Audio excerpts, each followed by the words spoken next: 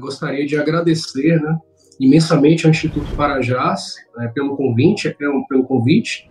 É uma honra poder compartilhar esse espaço de construção de conhecimento acadêmico com tão referendados professores, né, e também com todos aqueles que nos assistem, né, porque a construção de conhecimento deve ser pelo menos dialógica. É evidente que esse mecanismo de transmissão, por um lado, facilita a nossa vida, pois podemos chegar a pessoas em todo o mundo, dificulta de uma certa forma porque nós não temos aquela vivência pessoal, mas de alguma maneira eu acredito que há aí um saldo bastante positivo nesses encontros, né? A ideia da minha exposição é, como eu disse, estabelecer uma relação dialógica com os espectadores, e aí tendo em conta que as afirmações que eu vou trazer aqui não constituem de forma alguma verdade absoluta. A minha ideia é lançar ideias para que o debate ele se adense, né? E para que os pesquisadores, até mesmo aqueles que pretendem ainda ingressar no mundo da pesquisa, possam ter uma maior dimensão a respeito do que é o constitucionalismo. Nós tivemos aí colegas falando sobre constitucionalismo antigo, constitucionalismo medieval. Hoje nós vamos entrar já na modernidade com o constitucionalismo liberal, e após a minha palestra, acredito que um professor vai falar sobre constitucionalismo social. Então, o meu objetivo aqui é lançar uma semente para que o conhecimento circule e, evidentemente, produza efeitos positivos, né? Efeitos que gerem mais problemas a serem resolvidos, mais debates, mais conscientização, e é assim que a roda da ciência gira. O tema é constitucionalismo liberal, né? O objetivo da abordagem é, para além de debater o constitucionalismo liberal sob uma perspectiva teórica, demonstrar, a partir de referenciais históricos, como se deu o desenvolvimento do constitucionalismo liberal em países como a França, a Inglaterra, a Alemanha e os Estados Unidos, né, cuja influência espalhou-se por todo o mundo. Esses países são os países matrizes do constitucionalismo liberal, sobretudo a França e os Estados Unidos, que representam duas tendências de constitucionalismo muito forte, e o Brasil, inclusive, bebe da fonte de ambos os constitucionalismos. Claro que na Inglaterra e na Alemanha houve também um desenvolvimento muito forte, a Inglaterra com seu sistema de common law e sua tradição jurídica, e a Alemanha mais tardiamente, a partir da unificação, enfim. Então a ideia é tratar do constitucionalismo liberal na Europa. Em relação ao Brasil, seria interessante, em uma outra oportunidade, aí fica inclusive o desafio, o convite, né? Um palestrante convidando, é uma coisa diferente, mas enfim. Em outra oportunidade, nós poderíamos debater a questão do constitucionalismo liberal no Brasil, como o Brasil apropriou-se, enquanto país independente, do liberalismo e dos ideais do ideário do constitucionalismo. Infelizmente, por ausência de tempo, eu optei por dar mais peso à discussão europeia, porque a partir da Europa é que a ideia de constitucionalismo se espalha e se instaura aí em boa parte do mundo, né? Então, a exposição vai se concentrar na análise de eventos históricos compreendidos ali entre as revoluções burguesas do século XVIII e o início do século XX, quando o constitucionalismo liberal cede espaço para sua versão social, que vai ser trabalhado posteriormente pelo professor. Então, o constitucionalismo liberal, basicamente, é evidente que o constitucionalismo liberal não deixa de existir, porque surgem novas vertentes, existe um processo de acréscimo, de adensamento, né? E a matriz do constitucionalismo liberal existe até os dias de hoje, mas evidentemente que houve adaptações, e isso faz parte do desenvolvimento do direito, da política, da história ao longo dos tempos. Então, será possível vislumbrar, inicialmente, que durante a vigência do constitucionalismo liberal houve intensas lutas, né, entre forças conservadoras burguesas e dinásticas, né, ligadas sobretudo às dinastias hereditárias nobres e às representações populares, né, que ansiavam pela democratização social e econômica das sociedades. Então, o viés histórico do constitucionalismo liberal está muito ligado a essa luta as forças conservadoras se opondo à democratização política e econômica das sociedades, e as representações populares buscando essa ascensão, buscando esse acesso aos direitos fundamentais que lhe foi negado durante muito, ainda é, do ponto de vista substancial, imagina aquela época em que esse processo estava se iniciando. Então, assim, conceitualmente, é possível dizer que o constitucionalismo é um conjunto de vínculos formais e substanciais rigidamente superpostos às diversas fontes normativas.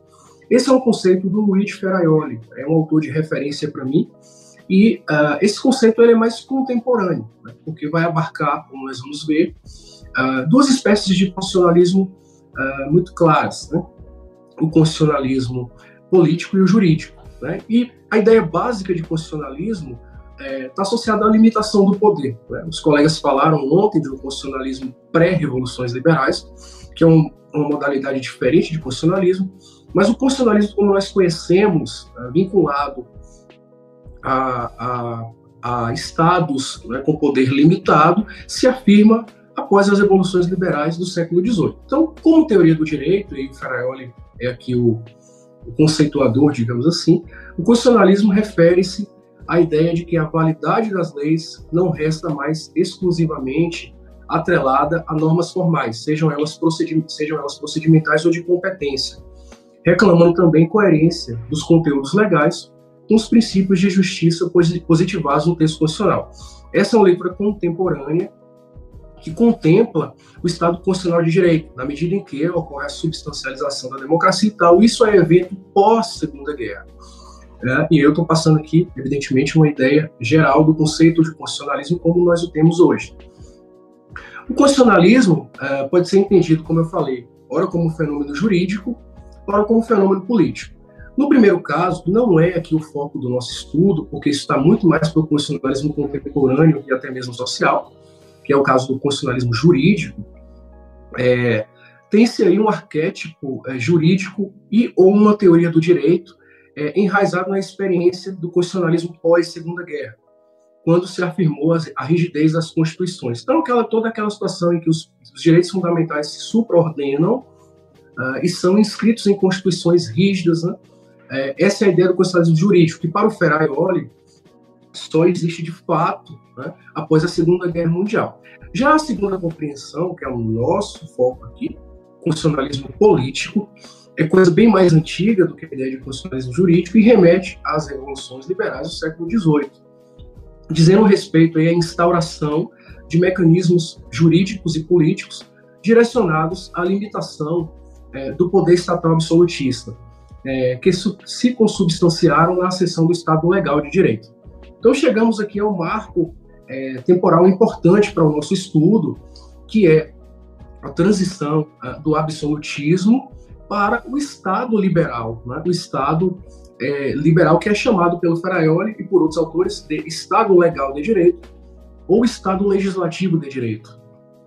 Durante todo o período em que vigora o constitucionalismo liberal, nós temos a figura do Estado legal de direito. E esse nome, esse conceito, né, esse termo, relaciona-se diretamente ao fato de que, durante esse período, vigorou o império das leis, em detrimento de normas constitucionais que eram meramente programáticas. Também não é o foco da nossa abordagem, mas só para esclarecer aqueles que não têm essa vivência. No pós-Segunda Guerra Mundial, nós temos a figura do Estado constitucional, em que se afirma, ao menos em tese, de forma definitiva, o Estado constitucional é a supremacia da Constituição e dos direitos fundamentais que passam a ser auto-aplicáveis. Então, nós estamos numa quadra histórica revolucionária, revoluções, sobretudo a americana e francesa. Para a gente aqui vai importar um pouco mais a Revolução Francesa, né? Então, nessa quadra revolucionária, as instâncias de poder, até então ancoradas no sistema estamental típico dos primórdios do Estado moderno, e o sistema estamental ainda o absolutismo ainda segue essa linha. Então, essas instâncias passam a fundar-se numa lógica impessoal de dominação, né? Em tal cenário, a lei constitui fonte do direito, apenas se decorrer de um desígnio maioritário formal do povo, o qual se faz representar no parlamento por indivíduos escolhidos mediante sufrágio. E aqui, a ideia da lógica impessoal de dominação, né, o Max Weber trata muito bem dessa temática, de como a burocracia se organiza no Estado liberal, né? O Estado deixa a condição, deixa a sua natureza patrimonial, pelo menos em tese diretamente ligada à figura de um soberano, né, e passa para uma lógica impessoal de dominação. O Estado já era institucional no período do absolutismo, mas a impessoalidade, viabilizada também pela burocracia, se afirma no momento em que o constitucionalismo liberal se impõe. E aí a ideia de que, a partir de agora, as leis não são mais feitas por soberanos, né, ao bel prazer destes, e sim por parlamentos que são eleitos por aqueles que detêm a prerrogativa de exercer o sufrágio, que nós vamos ver mais à frente, uma prerrogativa muito limitada durante o período do Estado legal de direito. Então, o Estado legislativo, legal ou liberal, como queiram, amolda-se a forma de governo democracia formal. É um conceito bastante importante. Estado legal e democracia formal andam juntos, né? O que é a democracia formal? Um sistema de composição de deliberações políticas que concede à parcela majoritária dos membros de uma sociedade a prerrogativa de decidir por representantes a respeito de temas cujo interesse é geral. Durante o período de vigor, né, digamos assim, da democracia formal, nós temos um processo em que se apresenta a chamada ditadura das maiorias, porque o poder legislativo, durante esse período histórico, não tem limites substanciais, apenas limites formais, da ideia de democracia formal, Estado legal, que também é chamado de Estado formal de direito. Isso, inclusive, possibilitou a ascensão, posteriormente, no século XX, de regimes como o nazismo e o fascismo, né? No caso do Hitler, quando ascende à condição de chanceler. Esse processo é feito a partir de veículo institucional, ou seja, não havia nada que obstasse, por exemplo, o alçar ao poder de um indivíduo que queria, de fato, destruir a democracia. Então, a ideia de supraordenação dos direitos fundamentais está associada, no pós-segunda guerra, justamente à utilização de mecanismos que impeçam a implosão da própria democracia. E aí, vamos saindo da parte inicial para entrar na parte histórica, que é o meu foco aqui.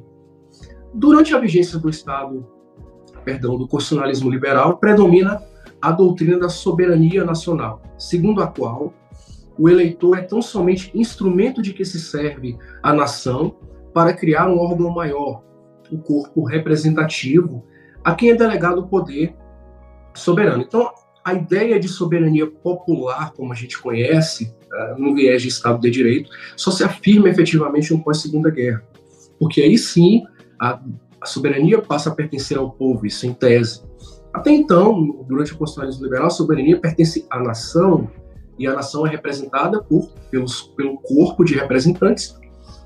Estes compõem os parlamentos e não têm limites sobre o que podem legislar.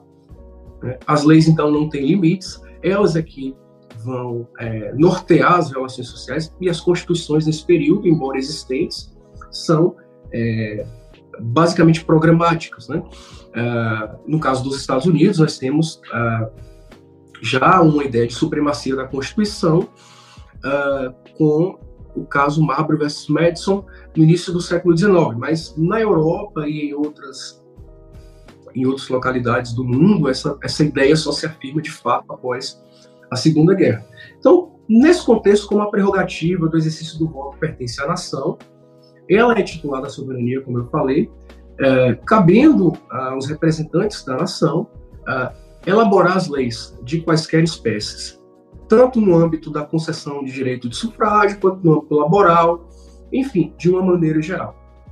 Então, durante todo o século XIX, início do século XX, o nosso objeto de estudo temporal aqui, em que vigora aí o constitucionalismo liberal, predomina o modelo de sufrágio restrito, e essa é uma informação muito importante que vai explicar as convulsões sociais que a Europa enfrentou durante o século XIX e também durante o século XX. Né? Então, o sufrágio restrito, e aí havia diversas imposições feitas para aqueles que pudessem votar ou ser votados. né, como, por exemplo, requisito atrelado à riqueza, né, sufrágio censitário, determinado nível de instrução, sufrágio capacitário, ou mesmo pertencimento a determinada classe social ou raça, no caso, sufrágio aristocrático ou racial. Essa classificação vocês vão encontrar lá no Paulo Bonavides, no livro Ciência Política, que é um arrazoado bastante interessante, sobretudo para nós aqui do direito, no trato com ciência política, já que ele é bem criterioso na forma como faz a conceituação. E para nós pesquisadores, a parte conceitual do trabalho é fundamental para que a pesquisa seja feita adequadamente. Então, nesse momento histórico de constitucionalismo liberal, observa-se o surgimento de um liberalismo conservador de cunho doutrinário, né, cujo objetivo era varrer da consciência popular a memória do republicanismo democrático. E aqui cabe um adendo. Após a Revolução Francesa, nós temos a fase inicial, com o período do terror, né, todo aquele processo de, inclusive, extermínio de nobres, né. Após esse período, né, nós tivemos um processo de recrudescimento do conservadorismo. Aqui eu estou falando mais especificamente da França, né, porque nós iniciamos a nossa abordagem histórica a partir da Revolução Francesa. E essa ideia conservadora começa a predominar em oposição ao republicanismo democrático, assim definido pelo Gerardo Pisarello, lá em Um Largo Termidor. E a ideia das elites era sempre impedir que as ideias progressistas avançassem, né? Então, mesmo no contexto de um capitalismo bastante avançado em razão da Revolução Industrial, quer dizer, não existia mais o capitalismo mercantil, temos agora um capitalismo industrial, e aí o mundo começa a ficar cada vez mais amplo, interconectado, ainda evidentemente com limitações, né?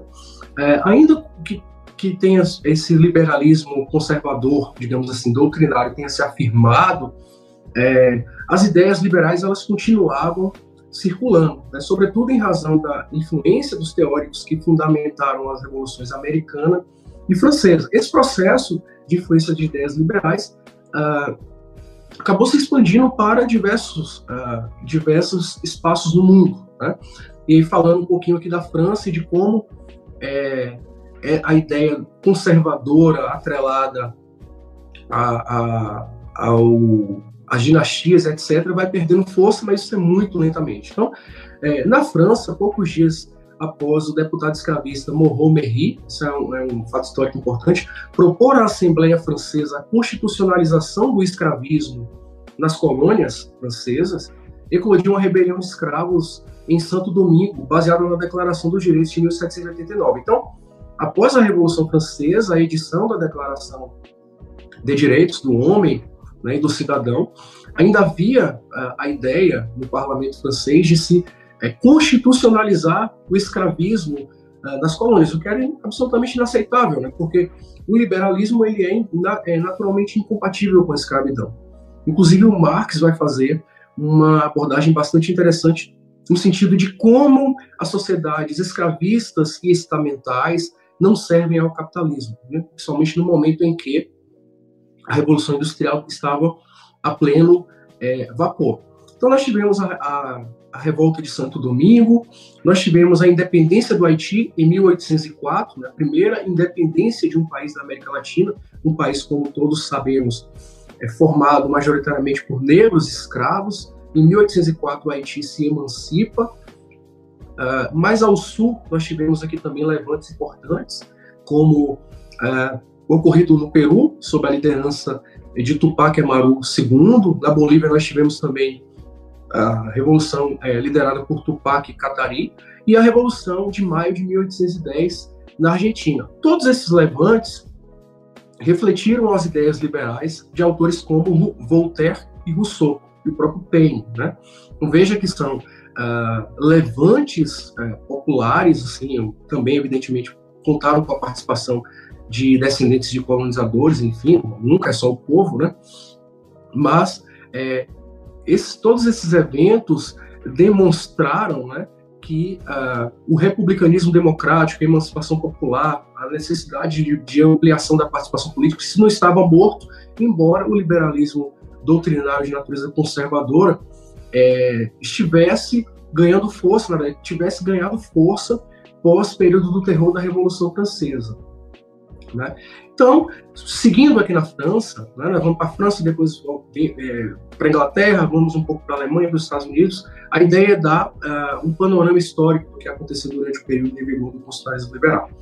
Então, com a aprovação da Constituição Napoleônica de 1789, ou seja, o Napoleão se coroa imperador, essa Constituição coloca um fim temporário às aspirações revolucionárias de 1789. Né?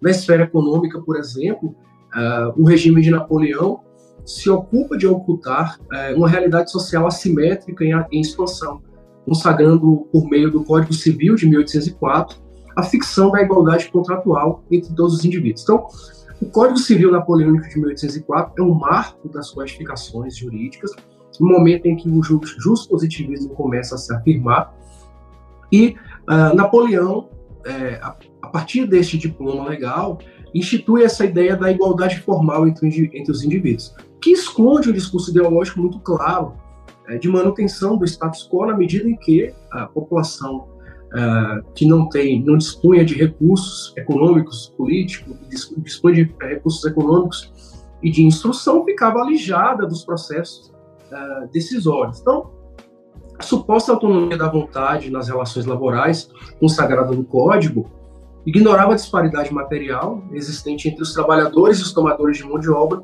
cuja relação era tratada como de mera alocação de serviços. E aqui é importante ter em mente o seguinte: são 3 os elementos que trouxeram mais convulsões sociais durante o período de vigor do constitucionalismo liberal. Primeiro, o fato de a população não ter acesso às estruturas de poder, ou seja, os direitos políticos não eram concedidos às populações menos abastadas.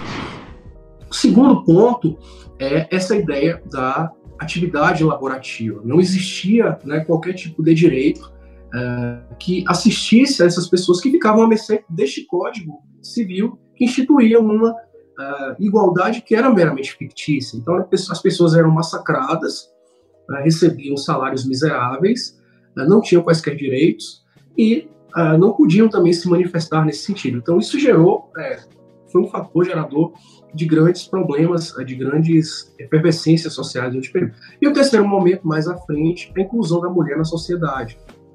Porque, é claro, a mulher ela não fazia parte do cotidiano social, não tinha qualquer, pelo menos formalmente. Tivemos aí temos exemplos históricos de mulheres que fizeram a diferença, mas o sistema não dava qualquer tipo de possibilidade para elas. Então, nós estamos aqui em Napoleão, aqui com o Código Civil de 1804. Em 1814, nós temos a restauração da monarquia borbônica, ainda na França. Só que essa realidade de alijamento da população mais pobre das instâncias de poder e também de acesso a direitos, ela não muda com essa restauração borbônica, na medida em que a Constituição otorgada por Luís XVIII, embora não retornasse à realidade absolutista de antes da Revolução, combinava o tradicionalismo com algumas questões liberais pontuais. E aqui é importante, não cabia mais o retorno à sistemática absolutista de antes. Então aqui nós começamos a ver, no início do século XIX, uma espécie de conluio entre burgueses, que já tinham o domínio econômico na Europa, e as velhas dinastias. Com que objetivo? Evitar a democratização política, social e econômica das sociedades. Então, essa Constituição de 1814 representa um retrocesso absurdo, tendo em vista que anos antes a Revolução Francesa se processou com o ideário liberal. Então, para se ter uma ideia, a Declaração dos Direitos do Homem e do Cidadão é suprimida da legislação francesa e só volta a aparecer no século XX, naquele período em que a ONU é criada e as potências se reúnem para rediscutir o exercício da soberania no mundo. Então, manteve-se aí com os Bourbons um regime autoritário no qual se preservou o marco econômico liberal burguês nos termos do Código Civil Napoleônico. Talvez tenha sido até um processo de regressão em relação ao próprio Napoleão.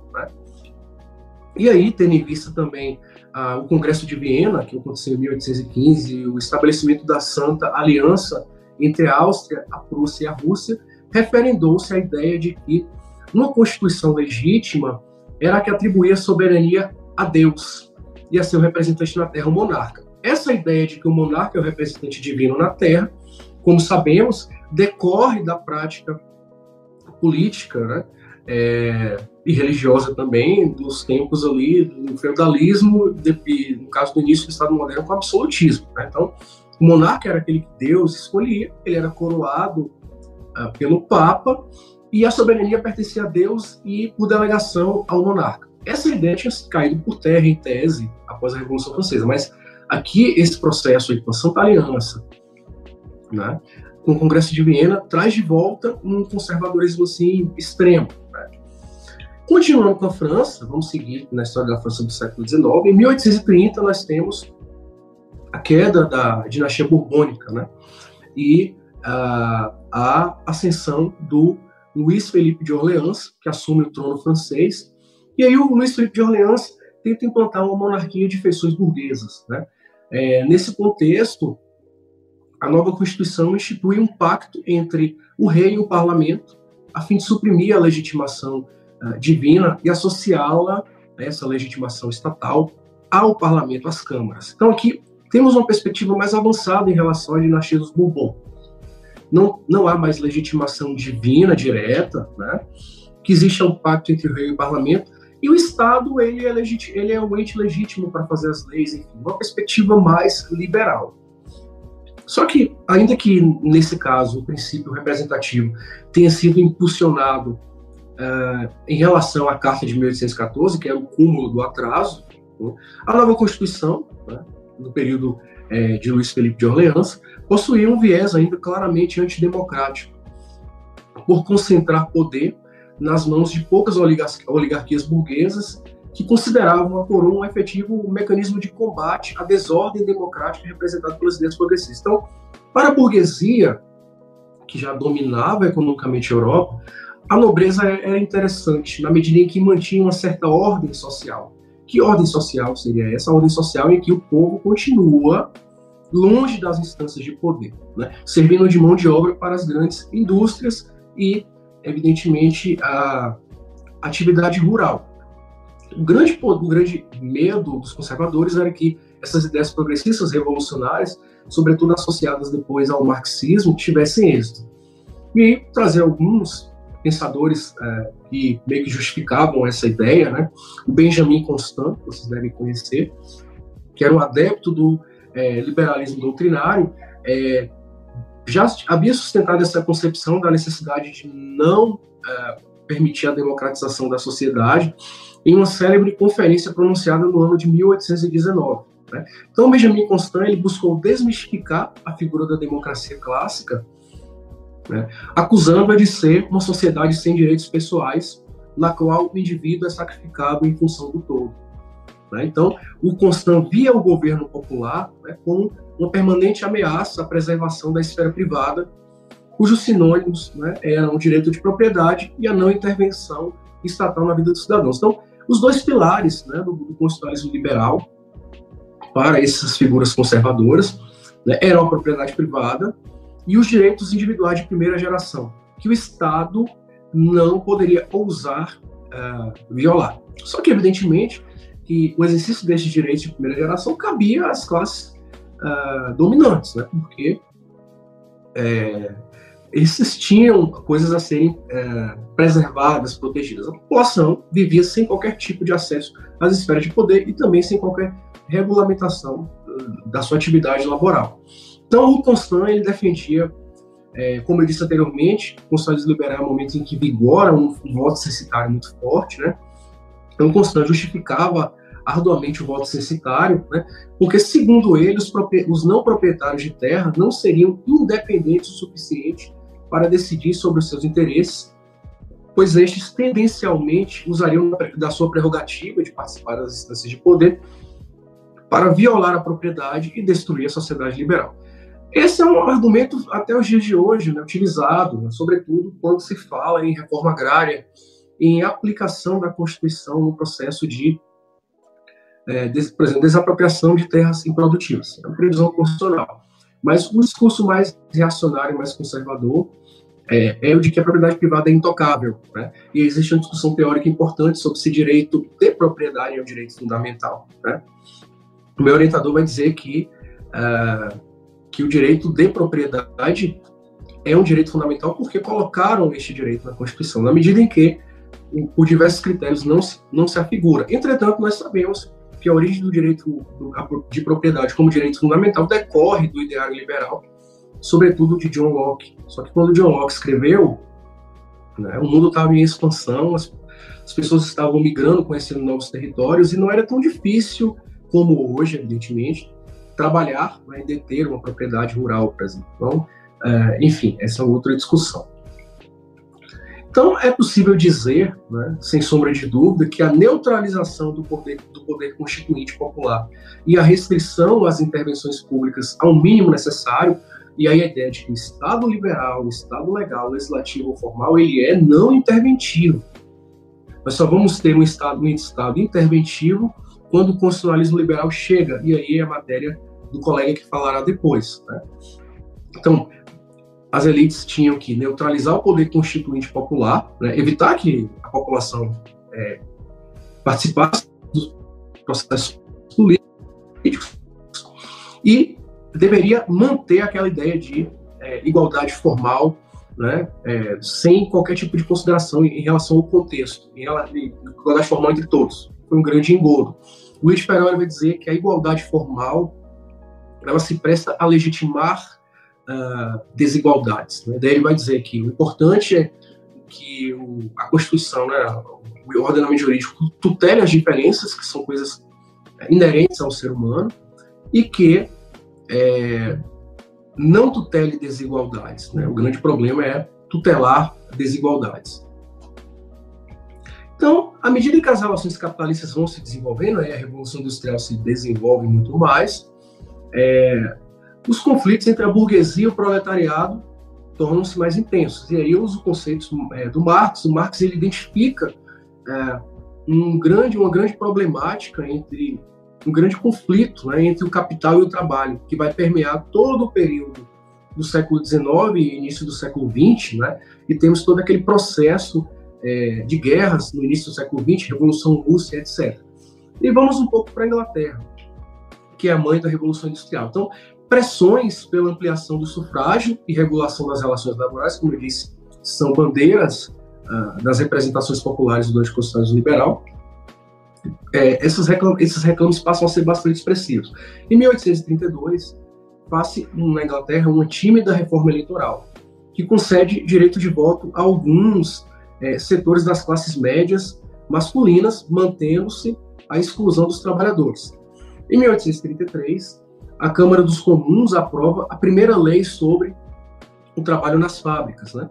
Estabelecendo a proibição de labor de crianças de até 9 anos, porque até então nem regra para isso tinha, com exceção da indústria têxtil, e fixa a jornada máxima diária. Então, as elites começam a se mexer na medida em que a tensão entre capital e trabalho vai ficando mais evidente e os conflitos passam a se aprofundar, né?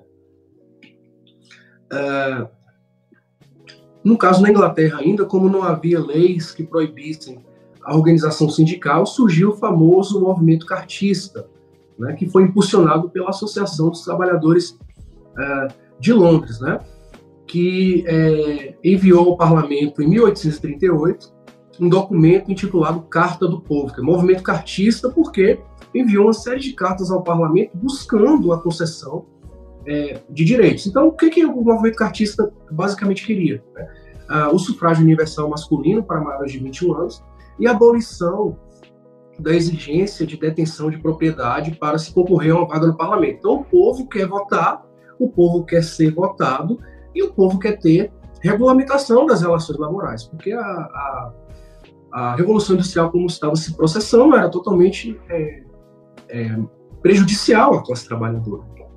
E o cartismo, inclusive, teve alguns apoios importantes, né, de parlamentares, como do irlandês Fergus O'Connor, né?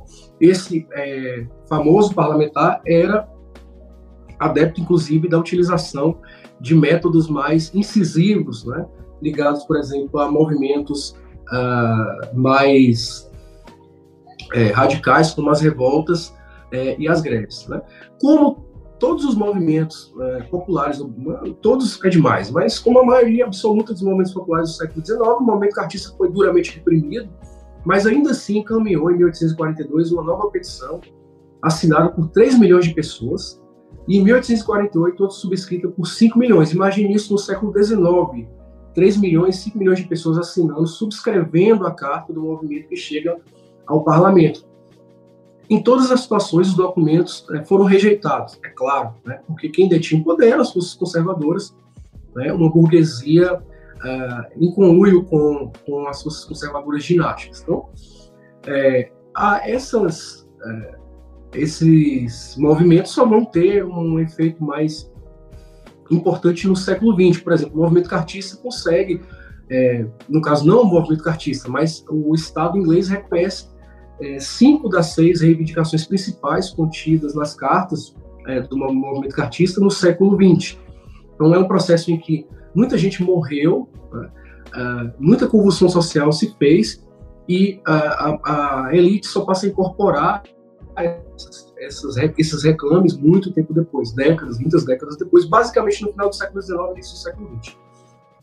Voltando para a França, né, em fevereiro de 1848, nós estamos lá em 1830 com Luís Filipe de Orleans, né, um monarca mais liberal, entretanto, como nós vimos, antidemocrático. Então, em 1848, trabalhadores e estudantes ergueram 1.500 barricadas nas ruas de Paris, a fim de protestar contra a monarquia orleanista. Então, a coisa não estava legal, e aí foram para a rua, como os franceses fazem até hoje, né? Então, recentemente aí houve muitos protestos aí por conta da morte de um imigrante por um policial. Então, os franceses eles têm tradição de sair às ruas, e não é de hoje, né? Então, em 1848, em 3 dias de revolução, a monarquia foi derrubada, né, a monarquia orleanista, e proclama-se a Segunda República. A Primeira República data lá da Revolução Francesa, né, e dá-se início a um novo processo constituinte, né? Essa votação, né, se dá aí mediante sufrágio masculino universal, que é uma novidade muito grande para a época, né? Mas a vitória, por outro lado, fica com os conservadores e republicanos moderados, justamente aqueles que não estavam muito afim de estabelecer mudanças importantes, né? E aí, durante o processo revolucionário, né, houve muitas propostas, como, por exemplo, a de Louis Blanc, né, que previa, inclusive, a criação de um Ministério do Trabalho para fazer aí um processo de mediação com os empresários, com os industriais, etc. Entretanto, os setores conservadores que haviam ganho as eleições rejeitaram essa perspectiva de abertura de direitos para os trabalhadores. Então, o máximo que foi feito foi a criação de uma comissão de estudo, estudos de condições de vida dos trabalhadores, né, uma comissão, perdão. E, na verdade, essa comissão não fez muito, além de tirar a capacidade de autogestão dos obreiros, né, o que agudizou o controle estatal sobre as atividades laborais daqueles que faziam as manifestações. E aí, é claro que a população reagiu a esse processo de regressão, né? Quer dizer, a população ajuda a fazer a revolução, a gente sabe que quem faz a revolução na rua é a população. E as forças conservadoras, mais uma vez, colocam as pessoas mais humildes, né, menos abastadas, numa situação de marginalidade. Então, ocorrem revoltas, e aí surge um novo golpe conservador que reprime o movimento. Então, é um movimento que teve sucesso no início, mas acabou sendo reprimido. E o projeto original de Constituição, que contemplava aí uma série de direitos para os trabalhadores, havia esperança, acabou redundando apenas numa discussão sobre a possibilidade de voto universal, do sufrágio universal, né? Então, esse processo de retração foi tão grande que até alguns parlamentares conservadores se posicionaram de forma contrária. Mas o fato é que os conservadores continuaram no poder em detrimento da democratização política e econômica da sociedade francesa.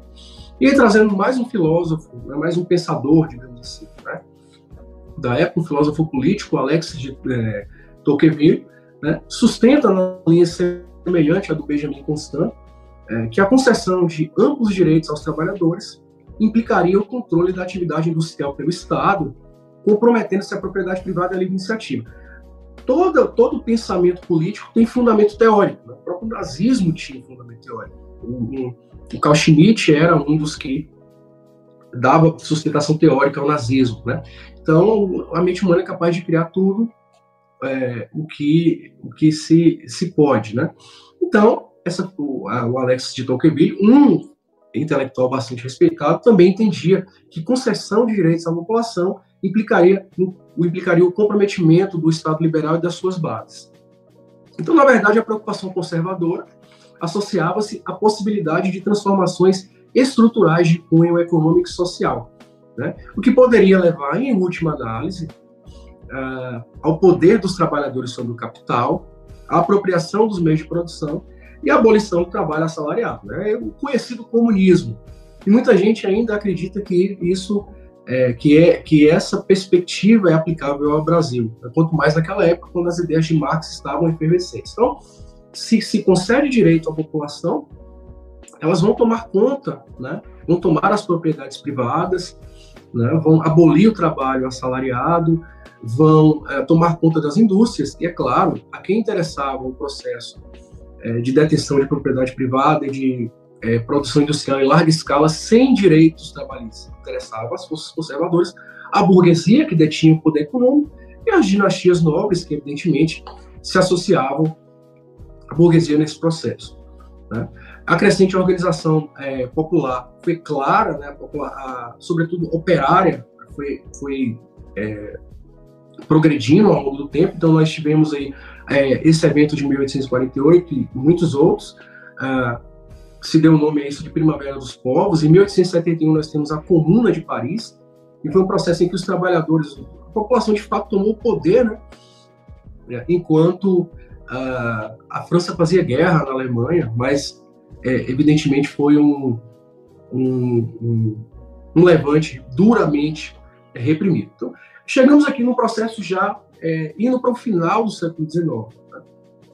Só que a população, sobretudo a classe operária, estava muito bem organizada. E as elites sabiam que esse constitucionalismo liberal tinha que, de alguma maneira, se adaptar, porque não era possível mais apenas reprimir os movimentos populares. Então, em alguns países, o conservadorismo tentou combinar repressão e exclusão política dos trabalhadores. Isso tinha que continuar, porque se concede direitos políticos aos trabalhadores, eles vão tomar conta de tudo, né?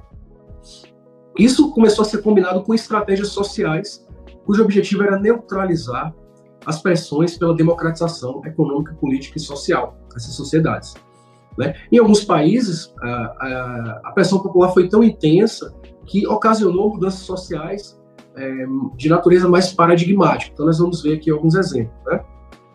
Essa política reformista foi levada a cabo de maneira mais ambiciosa pelo Otto von Bismarck, né? É um líder, né, de matriz germânica muito conhecido, foi fundamental no processo de unificação alemã, e foi a partir do Bismarck, né, da ação do Bismarck, que se tem uma espécie de forma embrionária de Estado social. Você pode falar nisso ainda, mas o Estado ele começa a se mexer para evitar que as ideias revolucionárias efetivamente tomassem as estruturas de poder e os revolucionários fizessem isso. Então, a intenção do Bismarck era desativar preventivamente a ameaça revolucionária e trazer os trabalhadores para a zona de influência do Império. Esse é um modus operandi muito utilizado em regimes paternalistas, né? Então, nós tivemos no Brasil, em 1934, por exemplo, com Getúlio Vargas, uma perspectiva de Estado assim, social brasileira um pouco ainda, né, primitiva, né?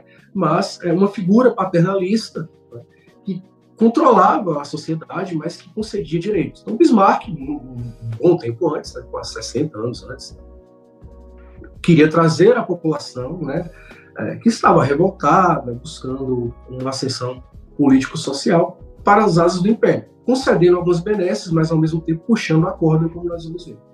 E aí o Bismarck se funda em ideias de alguns autores, de alguns pensadores muito famosos, como, por exemplo, o Hegel, né, que é um filósofo assim, dos mais importantes, proeminentes da história. Então, o Hegel, a grosso modo, gente, é claro, se trata de ideias, são ideias muito mais complexas, mas A grosso modo, o Hegel vai dizer que a Constituição teria a função de organizar o exercício da liberdade a fim de que os cidadãos se reconhecessem no Estado sem perderem a sua individualidade. Então, para o Hegel, essa tarefa de organização social, de pacificação, era atribuição não de um poder constituinte, mas do próprio Estado, que deveria controlar as forças do povo e incluí-las como elemento essencial de uma totalidade investida de sentido. Então, o Hegel está aqui numa postura mais conservadora, né? No sentido de manter o Estado como elemento de organização da sociedade. Não dá isso para o poder constituinte, né? O von Stein, também um autor que influenciou o Bismarck, entendia que a Constituição, ao invés de partir de uma abstração, que para ele os socialistas faziam, né, partiam de uma abstração, deveria fundar-se aí numa realidade histórica, né, e contribuir para a manutenção da ordem social existente. Então, com isso, minaria-se o caminho da revolução. Então, são autores que vão trabalhar com a ideia de conservadorismo e dão um fundamento teórico para o Bismarck implementar uma série de reformas sociais. Entre 1883 e 1889, ele cria uma nova legislação laboral, estabelece benesses no sentido de cobertura da maternidade, de acidentes de trabalho, questões que hoje nós conhecemos como questões previdenciais que surgem lá de forma embrionária. Em contrapartida, o Bismarck vai conter possíveis levantes disruptivos, né, impondo severas restrições à organização dos partidos socialistas e limitando ao máximo os direitos de associação e de greve. Então, dá com uma mão e bate com a outra para evitar que haja um processo importante de abalo das estruturas sociais. Essa ideia do Bismarck acaba se espalhando por outros países da Europa, né, como a França e a Inglaterra. Até mesmo a Igreja Católica foi favorável. Mas aqui ainda o Estado ele faz caridade. Né? Difícil falar em direitos, né? Muito mais numa perspectiva de caridade do que propriamente de concessão de direitos. A ideia de direitos sociais só se afirma com o constitucionalismo liberal, né? E aí as reivindicações elas continuam explodindo, as classes populares se organizando, sobretudo as operárias, né? Nos Estados Unidos, por exemplo, a busca pela ampliação do sufrágio, sempre ela, se associou à luta contra a escravidão, né? E aqui falando especificamente de sufrágio feminino, né? A ideia da busca do sufrágio feminino começa a tomar corpo e nos Estados Unidos se associa a ideia de luta contra a escravidão. E não podemos deixar de citar o trágico evento em 1857, quando centenas de mulheres foram massacradas numa fábrica, e no dia 8 de março. E por isso nós temos hoje o Dia Internacional da Mulher como dia 8 de março, em homenagem a essas mulheres lutadoras que morreram buscando os seus direitos, né? Entretanto, com relação ao sufrágio, o avanço é bastante lento, né? Na Inglaterra, por exemplo, até 1872, o voto ainda não era secreto. E só em 1885 ocorre a sua extensão para homens maiores de 21 anos com habitação própria e renda pré-definida, ou seja, para a minoria absoluta da população. Continuava se exigindo a detenção de propriedade para o exercício do sufrágio, e, é claro, mulher que nem pensar ainda, né? Na Inglaterra, também ideias paternalistas, né? Em 1911, estipula-se a jornada laboral diária máxima de 8 horas, né? São reconhecidos seguros para cobrir casos de doença e de desemprego. Em 1925, nós temos a instituição de pensões para viúvas e órfãos. Então, diversas reivindicações que surgiram lá atrás, né, com movimentos populares, começam a ser incorporadas às legislações, mas, evidentemente, com muita parcimônia e com o objetivo de entre aspas, calar a boca do povo. Na França também nós tivemos, em 1892, a legalização dos sindicatos, em 1898, responsabilização dos empresários no caso de acidentes laborais, e também, finalmente, se cria um Ministério do Trabalho, né, cujo reclame é bem antigo, né? Em 1848, esteve-se a um passo de criar o Ministério do Trabalho na França, mas isso foi rechaçado pelos conservadores. No final do século XIX, aqui já me encaminhando para o final da exposição, Os partidos socialistas passam a se converter nos defensores mais contumazes dos direitos das mulheres. E aqui nós falamos no início que temos 3 eixos, né? A participação política, primeiro. O segundo, a participação, a regulamentação dos direitos laborais e a questão da inserção da mulher na vida social, o que passa necessariamente pela inclusão da mulher como agente de exercício sufrágio, né? Isso aí é muito lento, como é de conhecimento, a evolução, muito lenta essa evolução. Até 1914, nós só tínhamos no mundo Nova Zelândia, em 1893, Austrália, em 1903, Finlândia, em 1906 e Noruega, em 1913, permitindo o voto feminino. E aí depois nós nos perguntamos por que esses países são os países que estão no topo da qualidade de vida, da consciência e participação política e da boa saúde das suas democracias. Quer dizer, esses países já vinham fazendo reformas sociais, democratizando as sociedades desde lá atrás, né? Aí não resta conclusão diversa, no sentido de que as iniciativas legislativas mais progressistas foram sistematicamente bloqueadas pelos poderes políticos e também pelo poder judiciário, e sempre enxergavam com desconfiança mudanças mais radicais no espectro de organização social e econômica. E aí, é claro, nesse momento histórico, o marxismo já está muito desenvolvido, né?